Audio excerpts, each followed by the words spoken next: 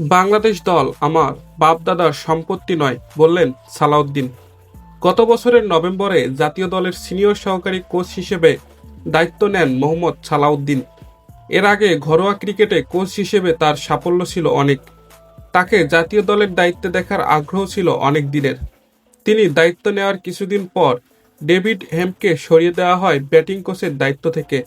গত বছর West Indies সফর থেকে ব্যাটিং কোচের দায়িত্ব পান সালাউদ্দিন। তবে সম্প্রতি দলের টানা ব্যর্থতায় ব্যাটসম্যানদের পারফরম্যান্স নিয়ে প্রশ্ন উঠেছে। নতুন একজন ব্যাটিং কোচ নেওয়ার কথাও আসছে। সালাউদ্দিন বিষয়টিকে কিভাবে দেখছেন? উত্তরে আজ কলম্বোতে সংবাদ সম্মেলনে সালাউদ্দিন বলেছেন, আমি কোচ।